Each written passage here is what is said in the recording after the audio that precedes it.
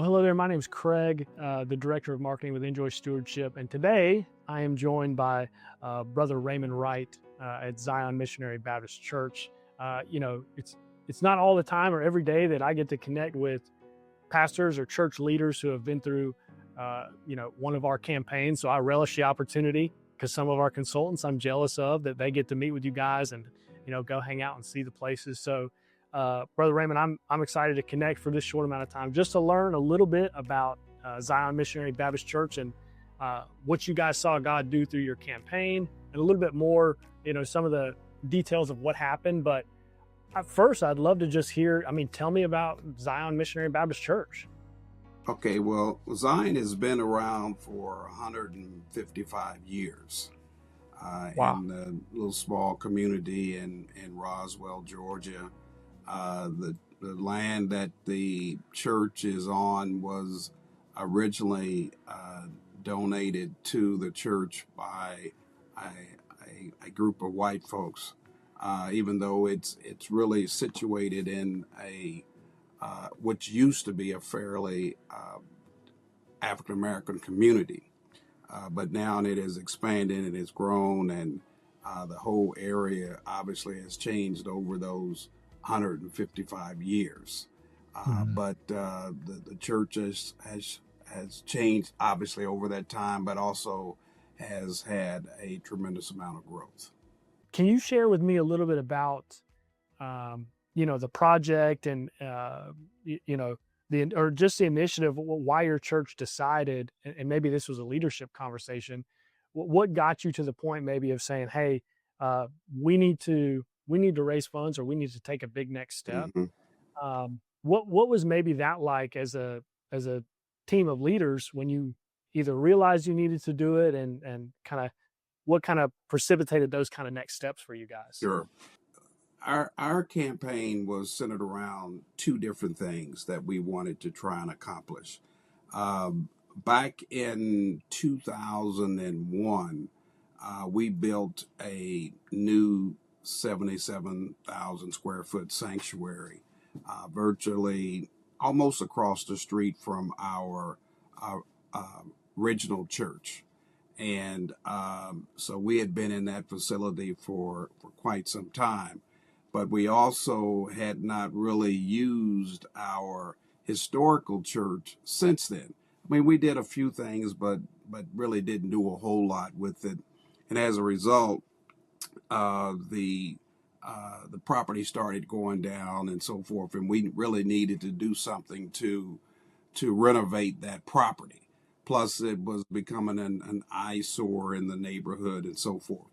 So that was one of the things that we wanted to do, is to renovate our historical sanctuary and to be able to use it for other things within the community, as well as other things, programs within the church. So that was one of the initiatives in wanting to have a campaign, is to renovate our historical sanctuary. And then the second thing was to pay off the mortgage on our existing sanctuary so that we could become debt free, as well as having our historical church renovated for additional use going forward.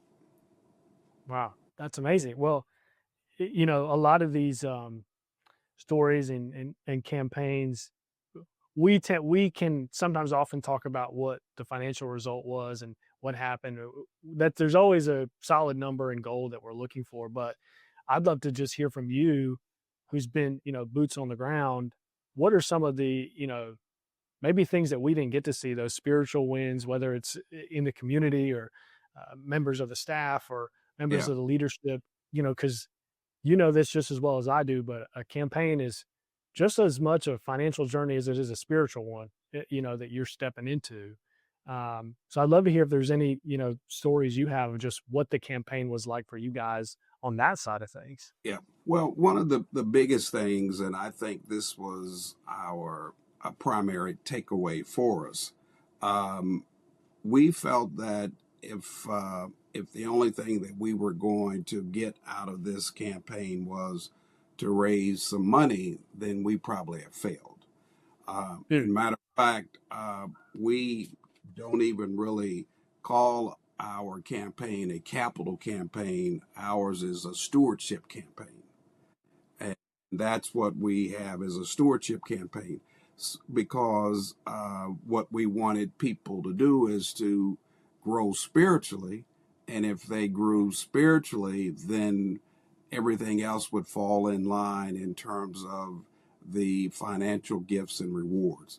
So we launched a program, a study in terms of training on what we consider to be 7 biblical principles of stewardship, and we did that during our Sunday school hour, which we call enrichment hour, uh, 5 weeks prior to our launch of the campaign.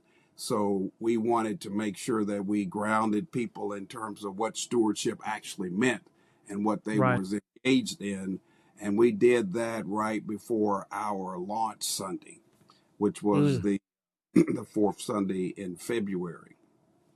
Now we're getting ready, and that was very successful. Got a Mhm. lot of positive results, a lot of positive responses for that, and as a result of that, our giving has increased overall. And then we're getting ready to do a follow-up training on those 7 biblical principles starting in January of this year. Now, prior to that, we're going to be sending out some really like little weekly uh, little documents, if you will, to kind of start them to thinking about the training that's going to be coming up. And so, starting this Monday, we'll send out a little piece for them for the next 7 weeks to get them ready for the follow-up training that we'll do in January. That's amazing. Well, it makes me think of I'm skipping questions now because you made me think of something. Uh, you know, so your campaign, your commitment was in late February, and it's been basically 9 months since Correct. that. And you know, I'm really curious from your perspective, what what has it been like? I guess working with INJOY and that partnership after a campaign has I don't want to say a campaign's ended, because that's some for some it feels like the starting line, Yeah. and we have to talk a lot to pastors and church leaders and board members about when you get to that commitment event. There's a lot of work that's been put into that, Mhm. but there's a lot of work after that, to disciple people and to, walk hand in hand with them on what God called them to do and what that process looks like. Um, I'm curious from your perspective, how has it been with INJOY, working with you on that follow through process over these last, 9 or so months? Yeah, well, we're still in the process of completing that because Right. our campaign is a 24-month campaign. Right. So we're really just kind of coming up on the halfway point, if you will. Mhm.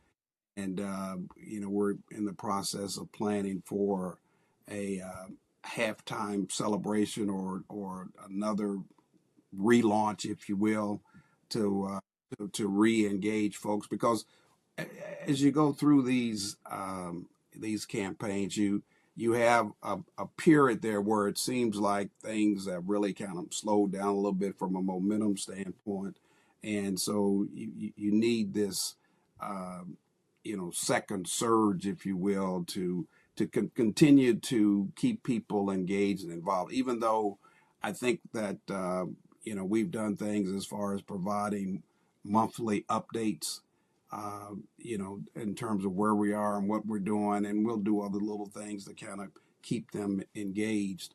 But I think that's probably the biggest challenge with anything like this, especially something that's lasting over a 2-year period of time. Now the Yeah. good part about it is we've started on the renovation, So now Yeah. people can start actually seeing, what in essence is actually is happening and what some of their gifts are going towards. But Hmm. the engagement with INJOY has been good. I mean, they were good in terms of helping us to lay out a blueprint, if you will, for us to follow in order to help us to get to where we are. Hmm. Uh, well, I'm curious about, your initial conversations with Enjoy and the team. Maybe you spoke with Brian Dodd or Ken Fryer or some of those guys kind of at the very beginning of some of this. And I Hmm. do wonder, you know, I know those conversations can be tough when you and your team get in a room and you have to decide, or okay, we're called to this. Should we partner with an organization? Should we, you could very well do it yourself. There's a lot of other options. And so, I mean, I'd love to hear from you. You know, what made you and the leadership team ultimately say, "Hey, I think we want to partner with Enjoy, and here's why." Was it one thing? Was it a myriad of things? And maybe what were some of those things that made you say, "Yeah, Well, this is the right decision"? yeah, I can tell you, and it to me it became crystal clear, if you will. And I think this is just how the Lord works. Um, we tried in essence to do this on our own, and it didn't work. I mean, it hadn't been successful. We've been been in the facility over 20 years, and we hadn't paid it off. Um, and so we said, okay, we need to uh, re-engage and get some help. It's almost like Lord. using the analogy of uh, having a personal trainer. I mean, Mm. you go to the gym and you work out, and you've done some things, but you're not quite getting the results that you want, and maybe you need just a little bit professional help to help you get over the hump.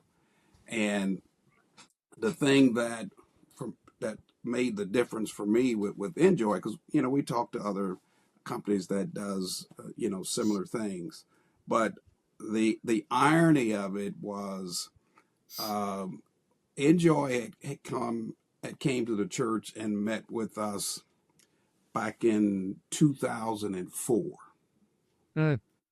and um, and at the time we had a different pastor. Um, who had since passed away and so forth. And for whatever reason, we chose not to do anything. Well, the exact same person came back and presented to us last year. Uh, I mean, it was ironic. It was kind of interesting because he happened to have a letter that he had wrote to the church and so forth, um, and so to me that was like God giving us a second chance. I mean, it's like I don't think it was coincidental that the exact same person came back, talked to us again 20 years later, when we didn't move forward back then. I just think that was just God giving us a second chance. Yeah, and look at it now. Yeah, what an amazing story it is. Not only the spiritual journey that you guys have gotten to go through and you're still going through, but also being able to, like you said, remodel that sanctuary and Hmm. start the process of getting out of the debt and actually getting to do those things. It's one of the best parts of what I get to do every day coming into work is I get to hear the conversations, but then talking to people like you and just getting to see, oh wow, I remember when we talked about that. For me, it's not a 20-year gap. Sometimes Right. it's a two, it might be a one or two, but still getting to see that. I mean, it, and that's happening all across the U.S. Those stories of churches taking Hmm. those next steps. Um, I just have one more question for you. One of the things that we do is we ask board members before we meet sometimes with them, like, hey, what questions do you have? What do you want answered right in that meeting? Like, what are some of them? And we can't get to all those questions all the time. Um, but I'd love your perspective on one of the questions board members ask us a lot. Hmm. And this is it. I just wrote it out. They said, why should we pay for a consultant to come in like INJOY when we could just do it ourselves? What would you tell them? My response to that is, um, if you have the resource and knowledge to do it yourself, you probably would have already done it.